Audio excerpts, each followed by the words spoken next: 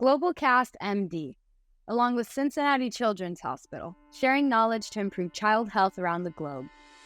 Hi everyone, I'm Gootee from Cincinnati Children's Hospital Medical Center. In October 2022, Cincinnati Children's hosted the Quad Conference, which was a combination of 4 conferences: the International Organization for Esophageal Atresia, the Aerodigestive Society Conference, the Cincinnati Children's Airway Course, and the Cincinnati Children's Pediatric Dysphagia Series. Today, we're going to talk about pulmonary considerations on charge patients with Dr. Cherie Torres-Silva, a pulmonologist at Cincinnati Children's. We'll start with the case. This is a 3-year-old that came to us, a baby girl with CHARGE syndrome, history of chronic wet cough, coughing spells. This will happen awake and asleep. Triggers will be recognized as oral intake, physical activity, and sleep. Recurrent pneumonias, more than 12 in her lifetime, several ICU admissions, and endotracheal intubation for 12 times due to acute respiratory failure. But at baseline, no positive pressure support was needed. The CT scan shows some significant affectation with consolidation and changes, especially on the right upper posterior lobe, with some mild early bronchiectatic cylindrical changes, also in the more central lobes bilaterally. Initial airway evaluation included swallow study, and pulmonologist had normal vocal cord mobility, but there were abnormal swallow parameters with absent swallow onset. There was severe impairment in the management of oral secretions with penetration and silent aspiration. The first image is a part of a flexible bronchoscopy, where you have the CHARGE syndrome looking erythenoids, tall and bulky, kind of heart-shaped, and some laryngomalacia. We had a normal subglottic area, but did have some significant increase on secretions in the central and peripheral airways. The ENT evaluation demonstrated what appeared to be a deep interarytenoid notch, but otherwise a patent subglottis. Then we went to look at the bronchoalveolar lavage, which showed signs of significant inflammation, elevated lipid macrophages of 30%, and increased number of squamous cells. The patient had a chronic and an active infection that was both bacterial and fungal. We had evidence of ongoing chronic aspiration that appeared to be salivary and suspected to be refluxed. Upper airway obstruction fell into the severe category with an AHI above 10, and comorbidities contributing to this chronic aspiration were identified as the deep interarytenoid notch, borderline with the type 1 cleft, of course the OSA. This patient had hypotonia with restrictive lung disease and low muscle tone, so airway clearance was somewhat compromised. And also, she did have some abnormality in the right upper lobe bronchus. Takeoff was very cephalic and somewhat collapsed in the anterior posterior diameter, which we would expect to be contributing to mucus clearance limitation, one of the reasons why probably the right upper lobe was more affected. Let's talk about management. The difficulty with this patient is that you have aspiration, you have airway obstruction, you have airway clearance limitations, you have recurrent infections, and sometimes whatever you do to fix one thing, mess the other one.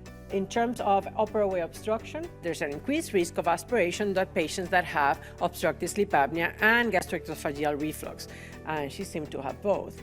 And we have a correlation between how deep we're sleeping and the frequency of swallowing. So in deeper parts of sleep, we swallow less.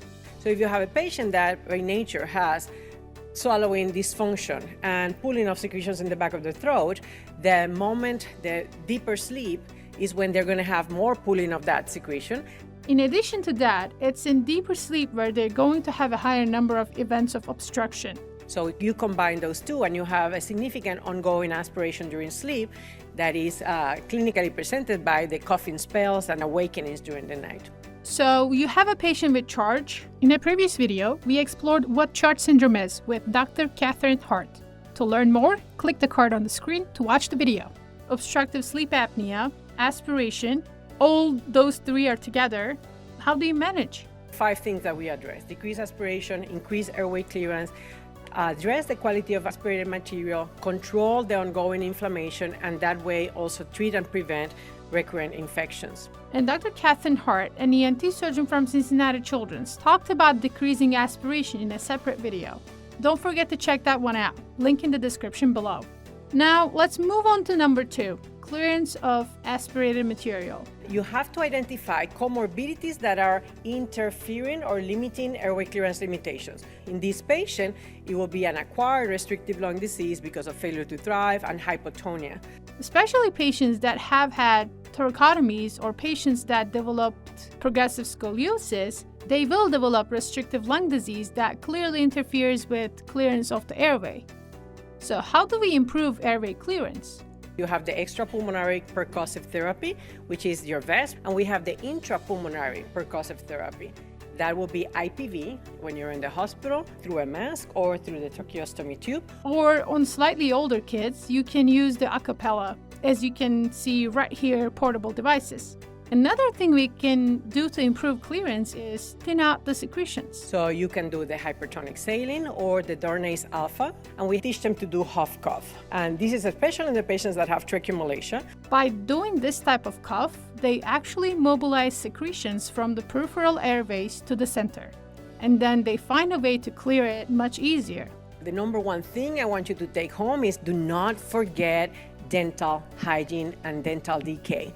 One of the things that has been proven beyond doubt is that dental decay is directly associated with increased frequency of respiratory infections in patients that have aspiration. These patients need to see the dentist, and they need to have dental procedures when necessary. The other thing, which is somewhat controversial, is the use of antacids, and this is because it's evident that acid reflux will be much more irritative for these patients than non-acid reflux. And what about medication?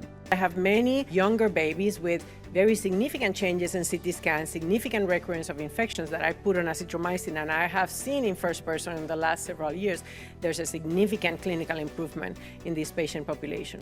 We learned from Dr. Torres-Silva that not everybody does it, but she always gets an EKG before she starts patients on long-term azithromycin. Because you know that there were some studies that showed that patients can have further prolongation of the QT interval on azithromycin.